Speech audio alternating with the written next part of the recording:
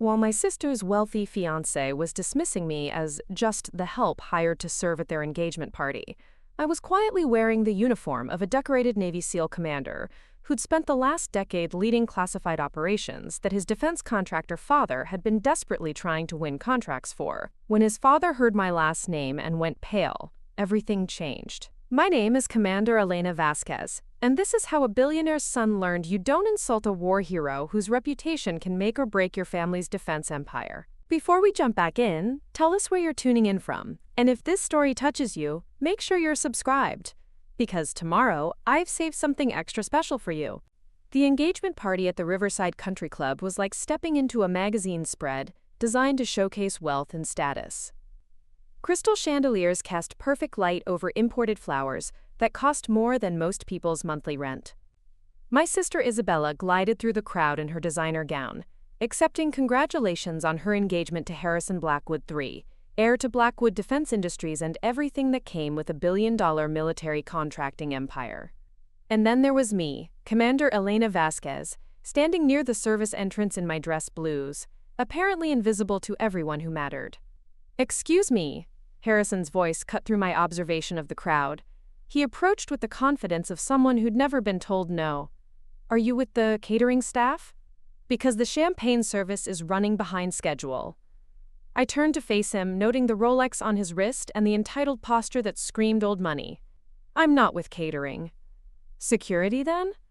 "My father hired extra personnel for tonight." His eyes swept over my uniform dismissively. "Look, whatever your role is, just make sure things run smoothly. This is an important evening for important people. I'm Elena, Isabella's sister." Harrison's expression shifted to something between confusion and mild annoyance. "Sister? Isabella never mentioned having a sister in..." He gestured vaguely at my uniform. "Service industry work." The words hit exactly where he intended them to. Around us, guests in $1,000 outfits mingled with champagne flutes, discussing yacht clubs and Swiss vacation homes. Harrison clearly couldn't reconcile my presence with the social circle he'd curated. "Military service," I clarified quietly. "Right, well, that's admirable, I suppose. Very blue-collar, very real America." His tone carried the condescension of someone who'd never earned anything he owned.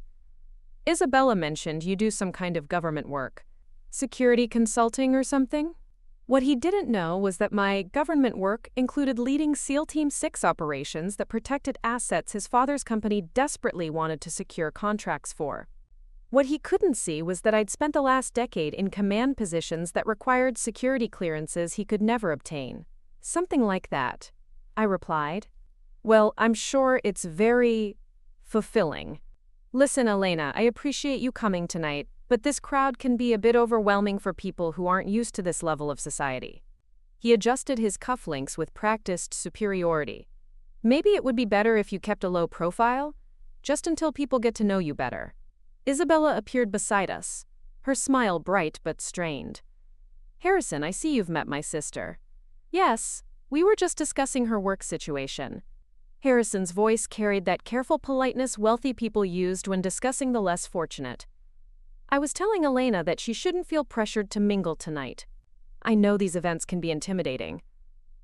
Isabella's face flushed. "Elena isn't intimidated by anything, Harrison. She's... What, sweetheart? Look, I understand family loyalty, but we need to be realistic about social dynamics."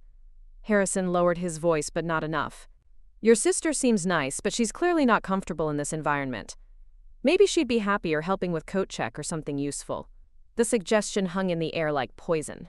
Around us, conversations continued about private jets and art auctions, but I could feel several guests turning to observe our interaction. "Just the help," I said quietly, more to myself than to him. "Exactly. Nothing wrong with honest work." Harrison smiled like he'd solved a difficult problem. "Everyone has their place in society, Elena. The important thing is knowing where you fit." Isabella grabbed his arm. "Harrison, you don't understand who you're talking to." "I understand perfectly," he replied, his voice getting louder. "I'm talking to your sister, who works for the government in some capacity, and doesn't belong at a social gathering of this caliber." That's when I heard a voice behind me that made Harrison's blood drain from his face. Elena Vasquez? The voice was older, gravelly, carrying the weight of someone accustomed to commanding respect. Commander Elena Vasquez? I turned to see Harrison Blackwood Jr., Harrison's father, and CEO of Blackwood Defense Industries, staring at me with an expression of shock and something that looked like reverence. What Harrison III didn't know was that his father had been trying to secure a meeting with me for over 2 years. But he was about to learn. The drive back to my apartment gave me time to process the awkwardness of the evening and the look of panic that had crossed Harrison Blackwood Jr.'s face when he'd heard my name. 20 minutes through downtown San Diego, past the naval facilities where I'd spent more time than Isabella's new social circle could imagine, past the defense contractor buildings where my reputation opened doors that money couldn't buy. My encrypted phone buzzed as I pulled into my parking garage. A message from Captain Sarah Chen, my former second-in-command, and current liaison with Joint Special Operations Command. Elena, got word you encountered Blackwood Jr. tonight. Interesting timing. His company just submitted another bid for the Perseus project. Should I mention you were asking about their security protocols? I typed back, let's discuss tomorrow. Send me their latest proposal. As the elevator climbed to the 15th floor, I caught my reflection in the polished steel doors. To most people at the party, I'd looked exactly like what Harrison III saw. A career military officer, probably struggling with civilian transition, clearly out of place among the country club elite. The ribbons on my dress uniform told a story that people like Harrison couldn't read, wouldn't understand, and definitely didn't expect.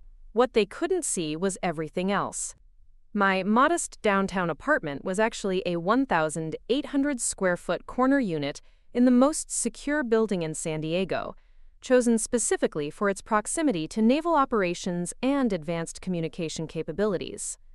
I'd bought it outright 4 years ago, with proceeds from consulting contracts that most defense executives could only dream of accessing. I dropped my keys on the granite kitchen island and checked the secure communication array built into what appeared to be an ordinary home office. Tonight's priority queue contained the usual mix: threat assessments for overseas diplomatic missions, security evaluations for classified defense projects, and an urgent request from the Pentagon regarding emerging terrorist financing networks. Each consultation represented months of specialized analysis that required both active military experience and the highest levels of security clearance. Strategic planning for operations that couldn't be discussed in congressional hearings, threat evaluation for missions that didn't officially exist, and security protocols for assets worth more than entire national budgets. What Harrison III had dismissed as, quote, government work was actually advisory services for Joint Special Operations Command, the Defense Intelligence Agency, and select committees that coordinated America's most sensitive military operations. I powered up my secure laptop and logged into the classified databases that housed my consulting work. The current project portfolio included strategic planning for 3 classified operations, security evaluation for next-generation naval technologies, and threat assessment for diplomatic missions in regions where conventional security had already failed. The Perseus project that Sarah mentioned was typical of the contracts that Blackwood Defense Industries desperately wanted to access. A billion-dollar defense initiative requiring both advanced technology development and operational security protocols that could only be designed by someone who'd actually executed similar missions under combat conditions. It was the kind of work that required someone who understood both cutting-edge military technology and real-world battlefield applications, someone who could design security systems while understanding the life-or-death implications of operational failures. Harrison Blackwood III saw a misplaced military officer. His father saw something very different. Wally's beer streepa. My secure line rang. An encrypted number I recognized. Beer streepa. Elena, this is Admiral Rodriguez from JSOC. How did the social gathering go tonight? Her tone suggested she already knew about my encounter with the Blackwood family. Harrison's son thinks I'm the help. Harrison Sr. looked like he'd seen a ghost when he heard my name. Well, while you were being dismissed as working class, I got a call from the Secretary of Defense. They want you to lead the security evaluation for the new Pacific Fleet operations. It's a $40 million consultation that will determine naval strategy for the next decade. Preparing and narrating this story took us a lot of time, so if you are enjoying it, subscribe to our channel. It means a lot to us. Now back to the story. I pulled up the preliminary briefing documents on my monitor.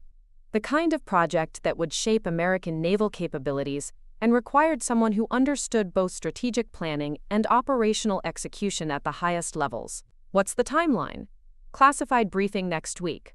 But Elena, this is more than consulting work. They're talking about creating a new position, Director of Naval Strategic Operations. It would make you one of the most influential military advisors in the country. After hanging up, I stood at my floor-to-ceiling windows, looking out at the San Diego harbor where my career had begun. Somewhere in those lights, Harrison III was probably telling Isabella how I didn't belong in their social circle. What he didn't know was that tomorrow morning I'd be briefing Pentagon officials while his father waited for return calls about contracts I could approve or deny with a single recommendation. The next morning, I stood in my walk-in closet selecting between 4 dress uniforms, each representing different levels of classified operations. The Navy dress blues for Pentagon briefings, the specialized tactical uniform for JSOC consultations, the diplomatic attire for State Department meetings, or the understated service dress for today's Naval Intelligence Review. I chose the dress blues. Today's briefing required the gravitas that came with visible rank and decorations. Behind my uniforms, concealed behind a retinal scanner and reinforced steel panel, lay the nerve center of my consulting operation. The hidden room wasn't large, maybe 10 by 12 feet, but it contained enough advanced communication equipment, classified databases, and strategic planning technology to coordinate military operations across multiple theaters simultaneously. 5 monitors displayed real-time intelligence feeds across different security classifications, a diplomatic security detail in Eastern Europe that I'd designed protocols for, a naval operation in the South China Sea where my threat assessments were being implemented in real time, and a classified defense project where my security recommendations had just prevented a potential intelligence breach. All coordinated from my San Diego apartment that Harrison III thought represented modest military housing. The secure phone rang as I was reviewing overnight intelligence reports. Pentagon classification level. Elena, we have a development. Admiral Rodriguez's voice carried urgency. The Perseus project just hit a major security concern. Foreign intelligence services have been probing the contractor networks, and we need immediate threat assessment. I pulled up the Perseus files on my primary monitor. Next-generation naval defense systems worth $12 billion in development costs, involving 17 different contractors including Blackwood Defense Industries. 3 weeks ago, I'd flagged potential security vulnerabilities in their contractor vetting process. What's the breach vector? I asked, already accessing real-time network monitoring systems. Unknown actors have been attempting to penetrate contractor databases. Blackwood Defense was specifically targeted. Their security protocols failed basic penetration testing. My fingers moved across multiple keyboards simultaneously, analyzing security architecture, identifying vulnerability patterns, and cross-referencing intelligence databases that most defense contractors didn't know existed. This was what Harrison Blackwood III would never understand. While he was playing golf at country clubs, I was literally protecting the technological advantages that kept America ahead of its adversaries. Implementing containment protocol Tango 7, I said, isolating compromised network segments. Recommending immediate security audit for all Perseus contractors. Copy that. Elena, this puts Blackwood Defense in a difficult position. Their security failures could disqualify them from the entire project. After securing the Perseus networks, I opened my laptop to review consulting contracts that would have made Harrison Sr.'s defense company revenues look modest. Elena Vasquez Strategic Consulting had generated $47 million in the past 24 months, through contracts that required security clearances most CEOs could never obtain. My personal investment portfolio, managed through a military officer's private wealth service, showed holdings that fluctuated between $8 and $12 million, depending on classified contract completions and strategic defense investments. I maintained a secure office in Washington, D.C., a backup communications center in Norfolk, and owned specialized consulting equipment stored in facilities that officially didn't exist. My security clearance level was so classified that most government officials weren't authorized to know it existed. And D.C., the irony was razor sharp. Harrison Blackwood III had dismissed me as someone who worked for the government, while his family's billion-dollar company depended on contracts that I could influence with a single classified recommendation. My phone buzzed with a text from Isabella. Harrison feels bad about last night. He wants to invite you to dinner this week to make things right. Maybe you could tell him more about your work? I stared at the message for a long moment. At that exact moment, I was reviewing security assessments that could determine whether his father's company maintained access to the most lucrative defense contracts in American history. I typed back. Tell Harrison I'd be happy to discuss my work with him.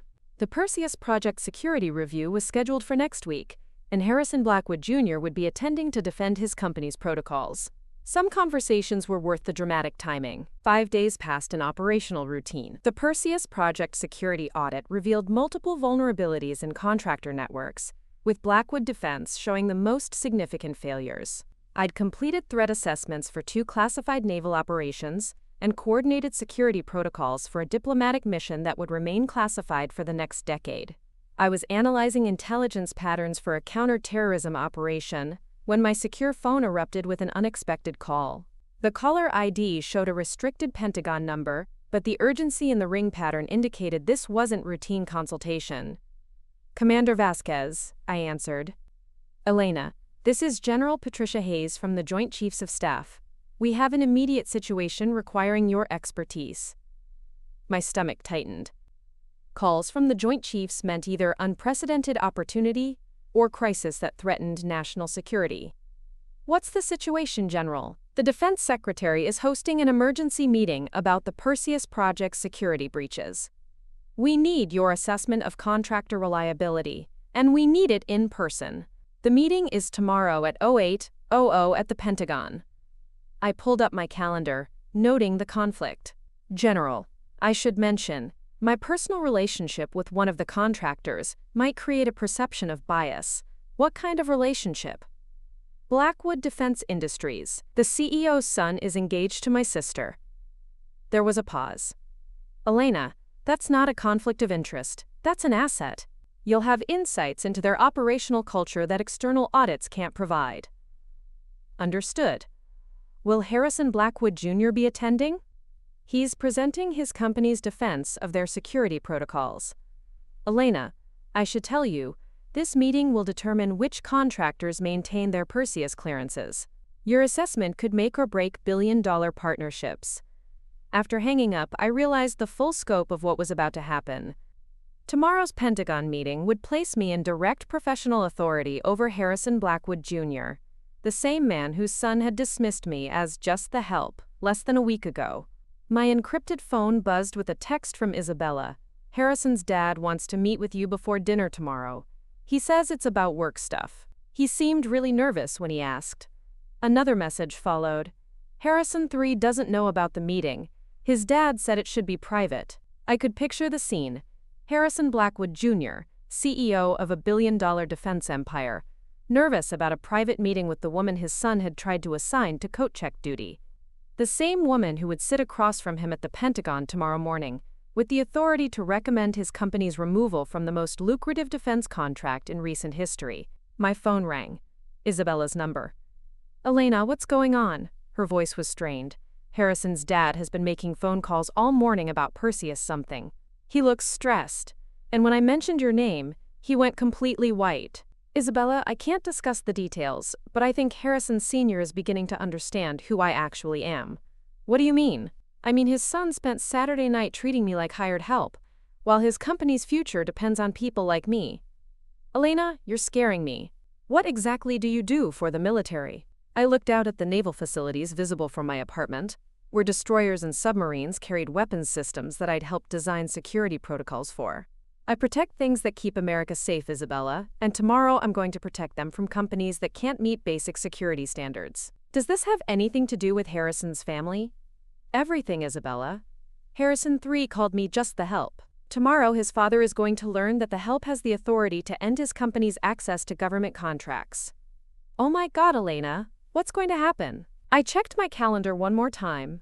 Pentagon briefing at 08:00, followed by contractor presentations, followed by my security assessment recommendations that would be implemented immediately.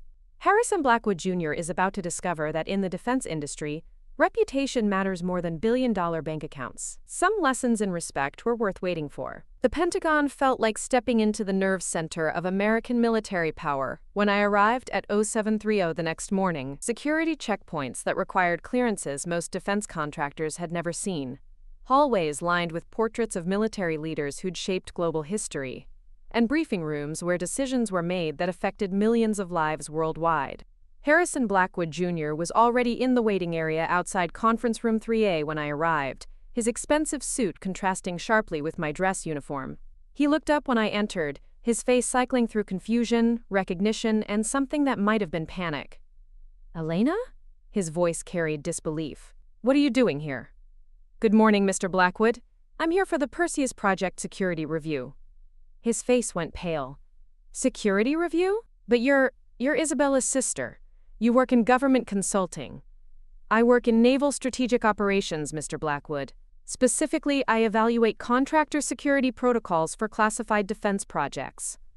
The blood drained from his face as the implications hit him. "You're the Elena Vasquez who's been reviewing our security systems?" Before I could answer, General Hayes appeared in the doorway.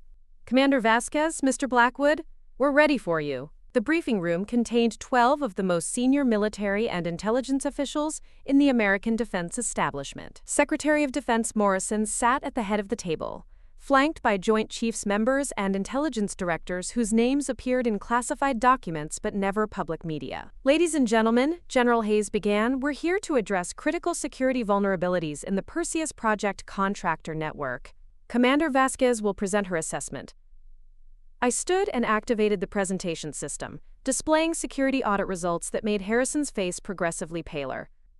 Over the past 2 weeks, penetration testing revealed significant vulnerabilities in contractor networks. Foreign intelligence services have been actively probing these systems. I clicked to the next slide, showing specific breach attempts. Blackwood Defense Industries experienced 17 separate intrusion attempts, with 12 successfully penetrating their perimeter security. Their current protocols failed to detect or prevent any of these breaches. Harrison started to speak, but Secretary Morrison raised his hand for silence. "Commander, what's your assessment of Blackwood Defense's security culture?" I looked directly at Harrison, remembering his son's words about knowing one's place in society. "Mr. Blackwood's company demonstrates a fundamental misunderstanding of operational security requirements. Their network architecture suggests they prioritize cost reduction over threat prevention." "That's not true," Harrison interrupted. "We invest heavily in cybersecurity." "Your investment in cybersecurity is 47% below industry standards for classified defense work," I replied, displaying the comparative analysis. "More importantly, your personnel security protocols failed background verification for 33% of your engineering staff." The room went silent. Secretary Morrison leaned forward. "Commander, in your professional opinion, should Blackwood Defense maintain their Perseus project clearance?" I paused, thinking about Harrison III calling me just the help, while his family's fortune depended on contracts that required the expertise he'd dismissed. "Mr. Secretary, Blackwood Defense's current security posture poses an unacceptable risk to classified operations. I recommend immediate suspension of their clearances pending comprehensive security overhaul." Harrison's hands trembled as he opened a folder. "Secretary Morrison, if I may present our remediation plan." "Mr. Blackwood," Secretary Morrison interrupted, "Commander Vasquez's assessment is definitive. Your company's Perseus project access is suspended effective immediately." The weight of what had just happened settled over the room. Harrison Blackwood Jr., CEO of a billion-dollar defense empire, had just lost the most lucrative contract in his company's history based on the recommendation of the woman his son had tried to assign to coat-check duty. As the meeting concluded, Harrison approached me in the hallway. His earlier arrogance was gone, replaced by something that looked like desperation.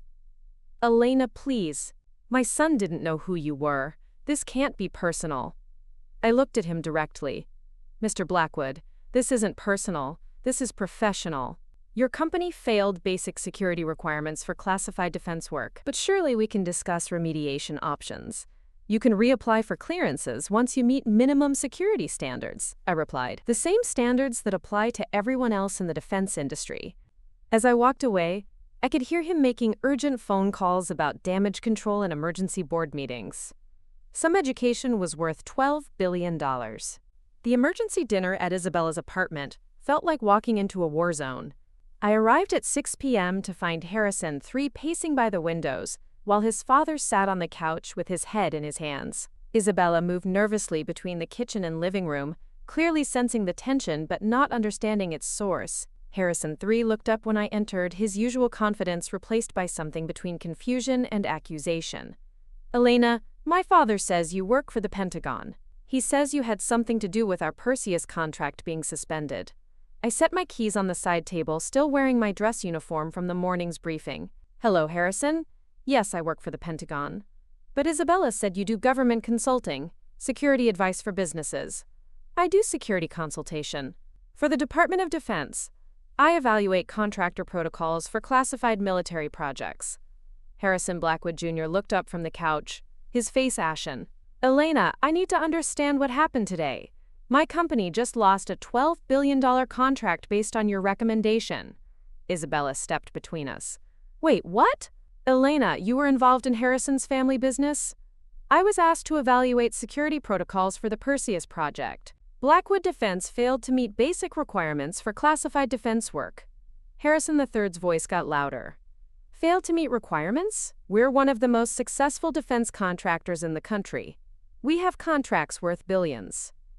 "You had contracts worth billions," I corrected. "Past tense." "This is insane," Harrison III continued, his composure cracking. "You're Isabella's sister who works some government job. You can't just destroy our family business because you didn't like how I treated you at a party." The accusation hung in the air like poison.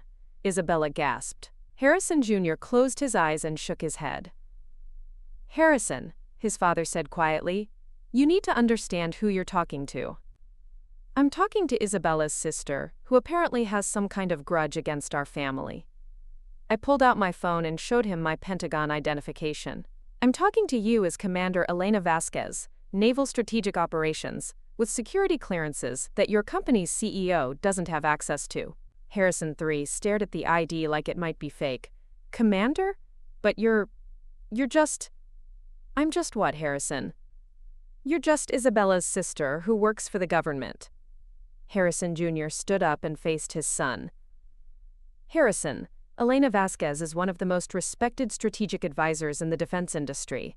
Her security assessments determine which companies get access to classified projects worth hundreds of billions of dollars." "That's impossible. She was at our engagement party wearing a military uniform. I thought she was hired security or something." "You thought I was the help," I said quietly. "Well, yes, but that was just—" "I didn't know." Isabella's voice was sharp. "You didn't know what, Harrison? You didn't know you should treat people with basic respect?" Harrison III looked around the room like he was seeing it for the first time. "But this doesn't make sense. Elena, if you have this kind of authority, why didn't you say something? Why didn't you correct me?" "Because you made it clear you weren't interested in listening. You decided what I was based on appearances, and treated me accordingly." Harrison Jr. rubbed his temples. "Elena, my company employs over 8,000 people. The Perseus project suspension will force massive layoffs. Surely there's some way to appeal your assessment. Your company failed cybersecurity audits that most contractors pass easily. Foreign intelligence services penetrated your network 17 times in 2 weeks. This isn't about personal feelings, Mr. Blackwood. This is about national security. But the economic impact should have been considered before you prioritized profit margins over security protocols." Harrison III slumped into a chair. "Elena, I made a mistake. I judged you without knowing who you were. But does that really justify destroying everything my family has built?" I looked at him directly. "I didn't destroy anything, Harrison. I evaluated your company's security protocols and found them inadequate for classified defense work. Your family's financial situation isn't my responsibility." Isabella sat down beside Harrison III. "Harrison, Elena didn't do this to hurt you. She was doing her job." "Her job?" he repeated, the words sounding foreign. "My fiancé's sister has the authority to end billion-dollar defense contracts." "Yes," I said simply. And your company failed to meet the standards required to maintain those contracts.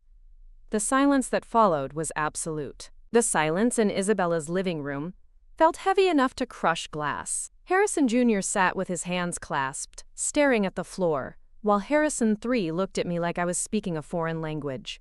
Isabella moved to sit beside me, her face cycling through confusion, pride, and something that might have been awe. "Elena," Isabella said softly, "I think I need you to explain exactly what you do, all of it." I walked to the window overlooking downtown San Diego, gathering my thoughts. I'm a commander in the United States Navy, specialized in strategic operations and intelligence analysis. For the past 6 years, I've served as a senior advisor to the Pentagon on matters of national security. Harrison III's voice was barely audible. "Senior advisor?" "I evaluate threats to American military operations, design security protocols for classified projects, and assess contractor reliability for defense contracts worth hundreds of billions of dollars." I turned back to face them. The Perseus project is a $12 billion initiative to develop next-generation naval defense systems. It requires contractors who can maintain the highest levels of operational security because foreign governments will do anything to access that technology. Harrison Jr. looked up. "And my company's security wasn't adequate?" "Your company's security was so inadequate that foreign intelligence services had been inside your networks for weeks before we detected the breaches. They had access to personnel records, project timelines, and communication protocols that could have compromised the entire program." I pulled out my laptop and opened the declassified portions of my assessment. Blackwood Defense failed cybersecurity audits, employee background verification, communication security protocols, and physical facility protection. You scored below acceptable thresholds in every category we evaluate. Harrison III stared at the screen. "But we spend millions on security. You spend millions on security theater. Expensive systems that look impressive but don't actually prevent sophisticated threats." Isabella reached for my hand. "Elena, why didn't you ever tell me about this? I had no idea you had this level of responsibility." "Because most of my work is classified. I can't discuss specific operations, intelligence sources, or strategic assessments.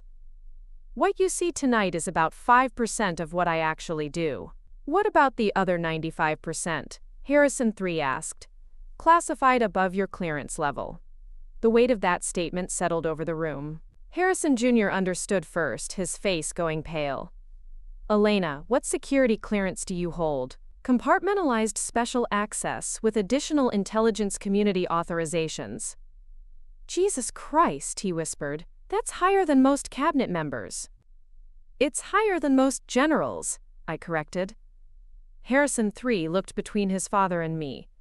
"I don't understand what any of this means." "It means," his father said quietly, "that Elena has access to information that could affect global military strategy. It means her assessments carry weight with the Secretary of Defense, the Joint Chiefs of Staff, and intelligence agencies that most people have never heard of. But she's Isabella's sister. She was at our engagement party." "She was at your engagement party as my sister," Isabella said, her voice getting stronger. "Not as a Pentagon advisor. You treated her like hired help because you couldn't see past your own assumptions." I opened another file on my laptop. "Harrison? This is my consulting portfolio. Last year, I provided strategic assessment for naval operations in 3 different theaters, evaluated security protocols for diplomatic missions in hostile territories, and designed counterintelligence measures that prevented foreign access to classified submarine technology." The financial summary showed consultation fees that made Harrison Jr.'s eyes widen. $47 million in annual contracts? From agencies that don't publicize their consulting budgets. Harrison III slumped deeper into his chair. "Elena, I called you just the help while you were advising the Pentagon on billion-dollar defense projects? Yes. And I suggested you work coat check because I thought you didn't belong in our social circle? Yes." Isabella's voice was firm. "Harrison, Elena belongs in any social circle she chooses. She protects our country while you inherit money from your father's business connections." Harrison Jr. cleared his throat. "Elena, is there any possibility of appeal? Any way to demonstrate that we can meet your security requirements?" I looked at him directly. "Mr. Blackwood, Your company can reapply for security clearances once you've implemented comprehensive security overhauls and passed independent audits. The same process every defense contractor follows. How long does that process take? 18 to 24 months, if you meet all requirements. The silence that followed told me everything I needed to know about their financial situation without security clearances. Elena, Harrison III said finally, I owe you an apology that I don't know how to give. The silence in Isabella's living room felt different now. Not the uncomfortable tension of accusation and defense, but something more fragile, like the first moments after a storm passes. Harrison III sat with his head in his hands, while his father stared out the window with the expression of someone recalculating everything he thought he knew. Elena, Harrison III finally said, his voice barely above a whisper, I need to apologize, and I don't think there are words big enough for what I did. I remained standing by the window, watching him struggle with concepts he'd never had to consider before. I saw you in a military uniform and decided you were beneath my social circle. I treated you like hired help because I couldn't imagine that someone like you, someone who actually earned their position, could be more important than someone like me who inherited everything. Isabella reached for his hand, her own emotions clearly conflicted between supporting her fiancé and defending her sister. Harrison, you didn't just treat Elena badly, you dismissed her entire life's work because it didn't fit your assumptions about class and status, she said softly. Harrison Jr. stood up and walked over to where I was standing. Elena, I owe you an apology that goes beyond my son's behavior. When I heard your name at the engagement party and realized who you were, I should have immediately corrected Harrison's treatment of you. Why didn't you? I asked. Because I was terrified, he admitted. My company has been trying to secure a meeting with you for over 2 years. Your reputation in the defense industry is legendary. The idea that my son had just insulted you at a social gathering made you realize that your family's fortune depends on people like me. Yes, he said simply. And that reality is apparently something my son never learned. Harrison III looked up at both of us. What reality? I still don't completely understand. I sat down across from him, noting how different this conversation felt from our encounter at the country club. Harrison, your family's wealth comes from defense contracts that require government approval. Those approvals depend on security assessments conducted by people like me. But we're successful. We have billions in contracts. You had billions in contracts, his father corrected gently. Past tense. Isabella squeezed Harrison's hand. Harrison, Elena doesn't work for your family's company. Your family's company depends on her approval to exist. The understanding dawned slowly across Harrison's face. You mean when I told you to work coat check, I was talking to someone who could destroy our entire business? I wasn't there as a Pentagon advisor, Harrison. I was there as Isabella's sister. But yes, my professional recommendations carry that kind of weight. Harrison Jr. cleared his throat. Elena, I want you to understand. The Perseus project suspension will force us to lay off over 3,000 employees. The ripple effects will impact families across multiple states. Mr. Blackwood, those jobs existed because your company promised security standards you weren't maintaining. The employees deserve better leadership, not continued employment with compromised security. But surely there's some way to expedite the requalification process? I looked at him directly. Your company will be treated exactly like every other defense contractor seeking security clearances. No special consideration, no expedited processes. Harrison III spoke up quietly. Elena, I know I have no right to ask this, but is there anything I can do to help? Any way to make up for how I treated you? You can learn from this experience, Harrison. You can stop judging people based on appearances and start treating everyone with the respect they deserve. Isabella looked between us. What happens now? With the family, I mean. With us.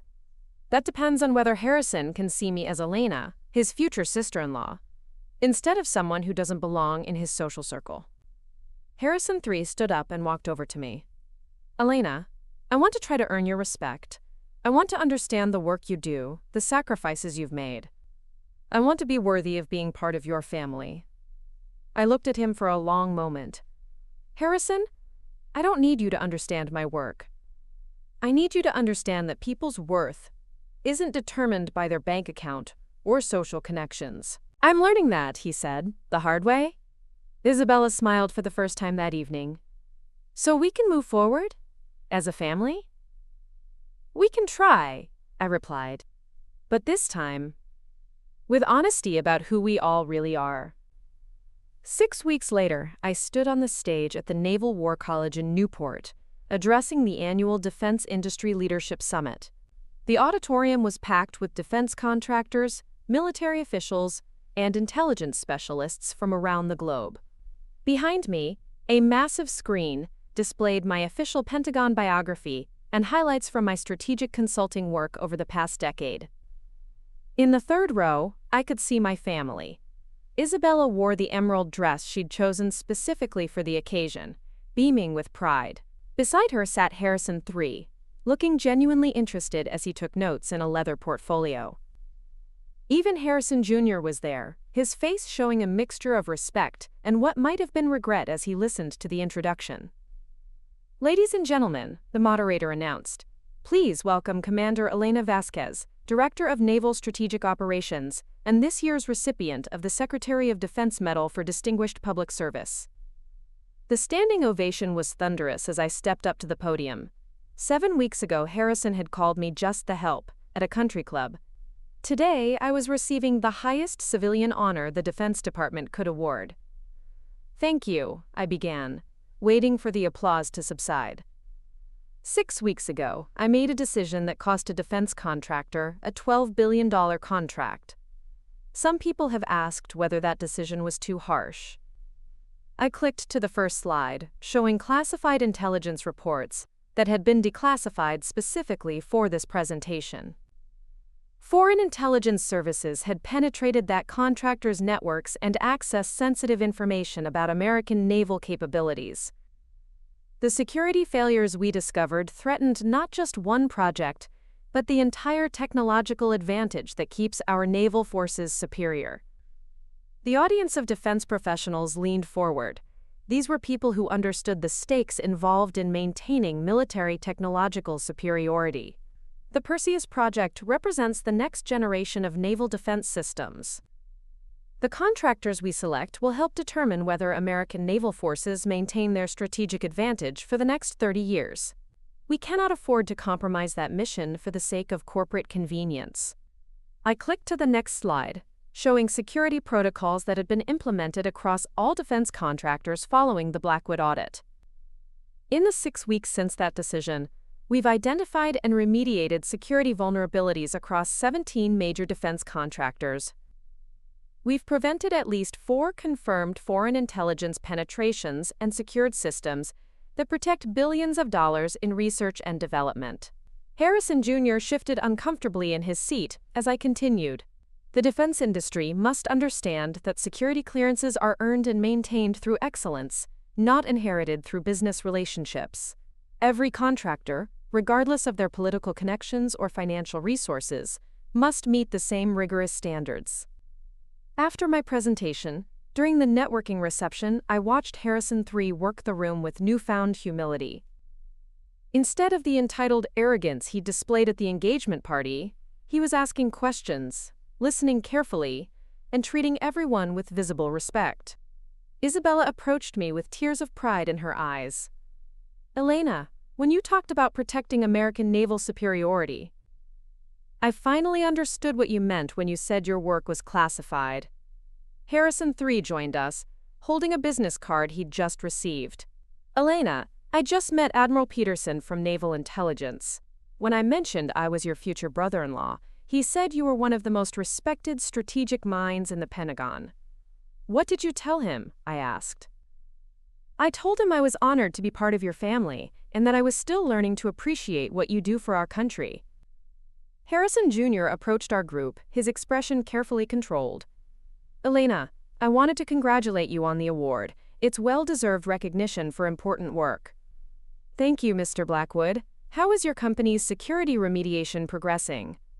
We've hired new cybersecurity leadership and implemented the protocols you recommended. We're hoping to requalify for clearances within 18 months. I hope you succeed. The defense industry benefits from competition among qualified contractors. Later that evening, as we sat in the hotel bar overlooking Newport Harbor, Harrison III raised his glass. "To Commander Elena Vasquez," he said, with genuine emotion, "who taught me that real power comes from serving something bigger than yourself." As I looked around the table at my family, I realized this story had never been about revenge or proving my worth. It had been about maintaining the standards that keep America safe, regardless of personal relationships or social expectations. Some responsibilities were too important to compromise, even for family. 4 months after the awards ceremony, I sat in my Pentagon office reviewing applications for the Elena Vasquez Defense Innovation Fellowship. We'd launched it with a $5 million endowment from my consulting earnings, designed specifically for military veterans transitioning into strategic defense careers. The applications told stories I recognized: men and women with extraordinary military experience struggling to translate their skills into civilian leadership roles, often facing assumptions about their capabilities based on background rather than competence. One application particularly stood out. A former Army intelligence officer named Marcus Thompson had written, "Defense contractors keep telling me I don't have the, quote, corporate experience for strategic roles, even though I've managed multi-million-dollar operations in combat zones. I know I have value to offer, but I need someone to see past the uniform." I approved his application immediately and made a note to personally mentor him through the transition into defense consulting. My secure phone rang. Harrison Jr.'s number appeared on the display. "Elena, I hope I'm not interrupting classified work," he said, his tone carrying the respect that had replaced his earlier desperation. "Always time for family business, Mr. Blackwood. How can I help you?" "I wanted to update you on our security certification progress. We passed the preliminary cybersecurity audit, and we've implemented all the personnel security protocols you recommended." The transformation in his approach was remarkable. The man who'd once expected special treatment now understood that excellence was the only currency that mattered in defense contracting. "That's excellent progress. What's your timeline for full requalification?" 14 months if we maintain current standards. "Elena, I also wanted to thank you. The security overhaul you forced us to implement has made us a better company, not just a more compliant one." After hanging up, I walked to my office window overlooking the Potomac River, where military aircraft regularly flew missions that depended on the strategic assessments I provided. The Pentagon bustled with activity, officers, analysts, and civilians working together to maintain American military superiority. Isabella had started volunteering with a military family support organization, using her social connections to fundraise for veteran transition programs. Harrison III had become an advocate for veteran hiring in his social circle, challenging his wealthy friends to see military experience as an asset rather than a liability. But the most profound change was in how I understood my own journey and purpose. For years, I'd balanced my military identity with family relationships, often downplaying my achievements to avoid making others uncomfortable. Harrison's dismissal had been cruel, but it had also been revelatory. It showed me that hiding my accomplishments didn't protect anyone. It just perpetuated misconceptions about military service and national security work. The truth was more powerful than I'd realized. My work wasn't just a career. It was a calling that required me to maintain standards regardless of personal relationships or social pressure. When I'd recommended Blackwood Defense's suspension, I wasn't being vindictive. I was protecting national security interests that transcended family dynamics. That evening, Admiral Rodriguez called with news about the Pacific Fleet Strategy Review. "Elena, the Secretary approved your recommendations for the new Naval Operations Framework," she said, excitement clear in her voice. $60 billion in strategic investments based on your analysis. This will reshape American naval capabilities for the next generation. Outstanding. What's the implementation timeline? 3 years, with you leading the Strategic Oversight Committee. Elena, this positions you as one of the most influential naval strategists in American history. I smiled, thinking about Harrison calling me just the help while I was developing strategies that would affect global naval power for decades. Set up the first coordination meeting. It's time to build the future of American naval defense. As I ended the call, I realized that this story wasn't about proving my worth to people who'd underestimated me. It was about maintaining the integrity of systems that protect American interests, regardless of who benefits or suffers from those decisions. The help they'd dismissed had never existed. The social climber they'd worried about was fiction. The naval strategist who dedicated her life to protecting American interests, that was who I'd always been. Sometimes the most important service you can provide is refusing to compromise standards, even when it costs people you care about.